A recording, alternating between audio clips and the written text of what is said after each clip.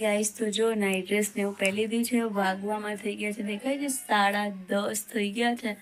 અને આજ તો પેલું મહેમાન ને બધા હતા ને વહેલા તો હું બહુ નથી ઉઠી, હું છેક 7:30 જ ઉઠી હતી. પણ તો પેલું થોડુંક એક્સ્ટ્રા કામ ને હોય છે ને, આજ મને પગ ને એવું દુખાય, થોડું થાકી ગયા છે એવું લાગે.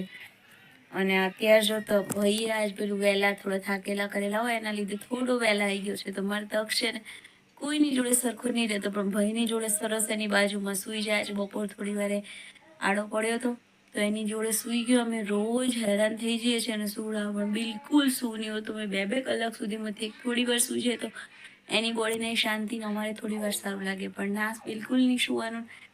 અને ભાઈની જોડે તરત સૂઈ જાય.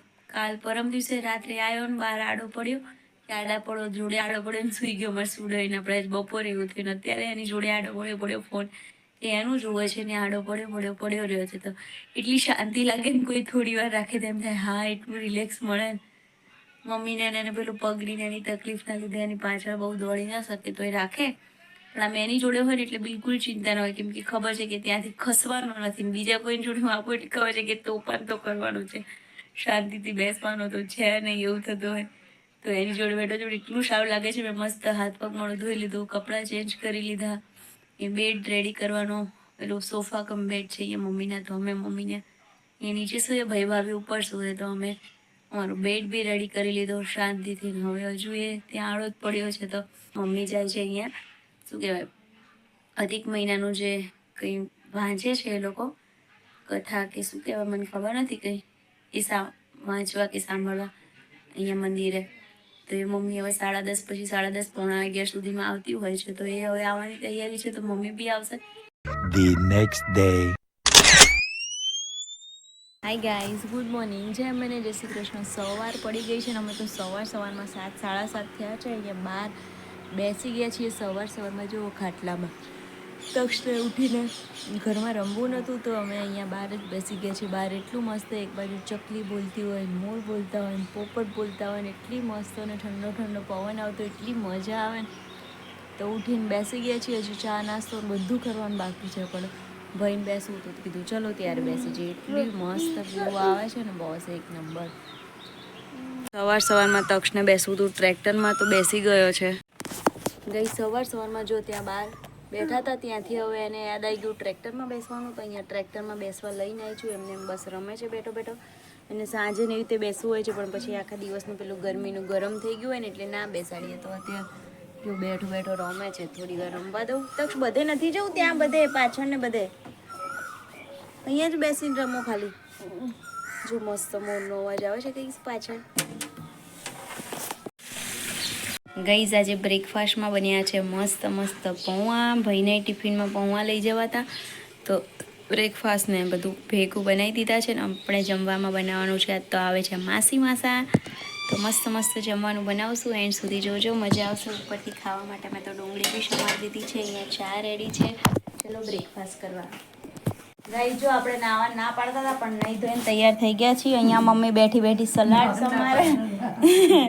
આજ હું કહેતી હતી મારી માસી આવે છે એની ખુશીમાં નાવાની રજા, એમ કિની બનાવે છે દાળ. આજે આવે છે માસી ને માસા. તો જો અહીંયા સલાડ બને છે, રોટલીનો લોટ બાંધ્યો છે, ભીંડા સમાર્યા છે, એક બાજુ ભાત થાય છે, એક બાજુ દાળ બને છે, રસ લાયા છીએ. તો મજા આવશે આજે. કાલની જેમ રસ ને એવું જ છે, પણ કાલે પૂરી હતી, આજે રોટલી બનાવી છે. રોજ પૂરી ના ખાવી પડે એટલે તો ભમ. શું કહો કેટલે પહોંચ્યું? ભીંડા બની ગયા. અહીં શું બને? બીજું ટીંડોળા બટાકા. અલી સવારનું સલાડ જ સામે આવે મારી તો. કિની શું કરે? હળદર કાઢે તો પાછો ચડ્યો સીડીમાં. કાતર અહીંયાથી લઈ ગઈ હતી હું, ત્યાં મૂકી દીધી મશીન ઉપર. કાતર અમે તો લઈ આવું તો મેં પેલો કટકો કાપ્યો હતો ને એટલે લઈ દીધો. ક્યાં ગઈ કાતર? આ રહી લે.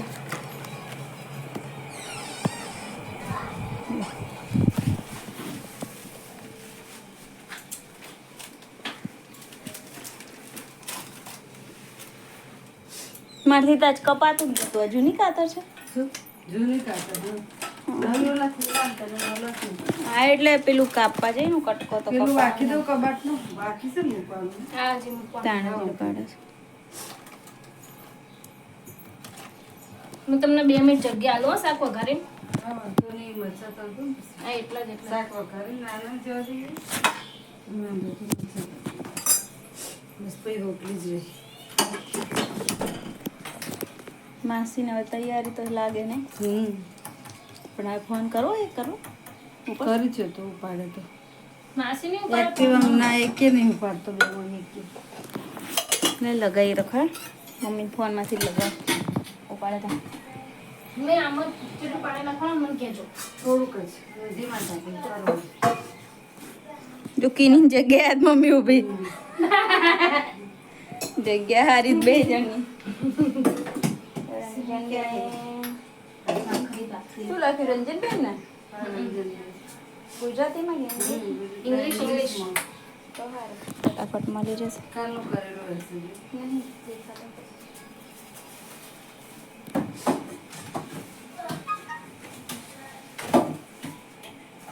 આયા તો ખરા રંજનબેન દેખાણા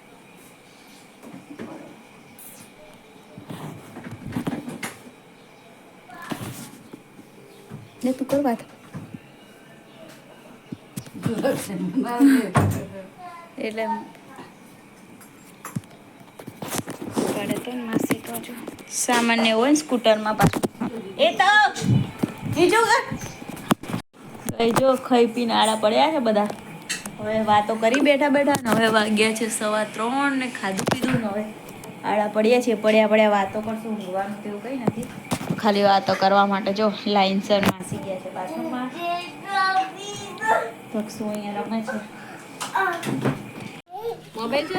એવું સણનો અહીંયા છે ને જો તેલ મૂકી દીધું છે મેં મસ્ત મજાનું વટાણા એકદમ પરફેક્ટ બફાઈ ગયા છે અને આ બધા ફ્રૂટ ને એવું બહાર બેસીને મસ્ત ખાધું મજા કરી મસ્ત એટલી બધી વાતો ને ચીતોમાં છે ને વિડીયો લેવાનો જ રહી ગયો પછી વાતો ચીતો કરી થોડી વાર સૂઈ ગયા ઉઠીને ચા પાણી કરીને પછી બહાર બેઠા છીએ બધા મસ્ત ફ્રૂટ બ્રૂટ ખાઈને હવે રસોઈ બનાવવાની ચાલુ કરી છે કેમ કે પછી અમારે રાત્રે જમીન થોડું વહેલા જ બનાવવાનું ચાલુ કર્યું છે કેમ કે જમીન પછી જઉં છું અમારા બસ સ્ટેન્ડે બજરંગબલીની બહુ જ મોટી મૂર્તિ છે હું તમને બી બતાવીશ કેવી છે તો જોતા રહેજો આજે શનિવાર છે તો દર્શન કરશું ને એના પછી જઈએ છીએ બરફગોળો ખાવા તો આજે ફરીથી બરફગોળો ખાવા જવાના છીએ તો મજા આવવાની જો અહીંયા કીની બી છે કીની અમે છે ને સેવસણ અને ભાખરીનો પ્રોગ્રામ છે પણ બધા પેલું બધું બહુ ખાધું છે ને તો બહુ જગ્યા નથી એટલે થોડું થોડું બનાવશું ચાલો વિડીયો જોતા રહેજો એન્ડ સુધી મજા આવશે પછી વિડીયો શૂટ ના કરે મમ્મીને તમને અહીંયાથી દેખાય છે અહીંયા મમ્મી દેખાય એ લોકો બહાર ખાટલામાં બેઠા છે માસી માસા ને મમ્મી ને દક્ષ ને બધા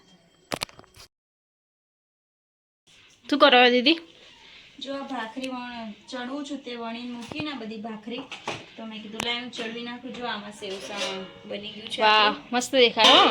અહીંયા તરી બની ગઈ છે હમ અને છે ને થોડું જલ્દી બંધ કરી હમ. દો પછી આપણે જવું છે ને અહીંયા હનુમાન દાદા અને વિરમગામ બરફ ગોળો ખાવા માસા હા. આવ્યા છે તો એટલે મેં કીધું તે ફટાફટ વણી નાખી હું ફટાફટ ચડવી નાખું એટલે હવે ભૈલો આવે છે રસ્તામાં છે તો એ આવે એટલે જમી લઈએ પછી ભૈલો જ લઈ જશે આપણને ગાડીમાં તો ફરી બરફ ગોળો ખાવા 4 દિવસમાં સારું ને તમે આવ્યો તો મારે શાંતિ ને રસોઈનો જો તમે જ કરો ને. 2 જણા થઈને ફટાફટ જો પતી ગયું તે વણીને હું ચડવી દઉં તે લોટ બાંધીને મેં સેવસણ વઘારી એમ કરતા કરતા બની ગઈ રસોઈ વાગ્યા 8 જેટલું થયું છે તો હવે 8:30 જેવું આપણે જઈ શકીએ ને પછી હનુમાન દાદા પાછા બંધ થઈ જાય છે એટલે ફટાફટ પતે એટલે ચલો ત્યારે મળીએ હમણાં થોડી વાર રહીને હે ને?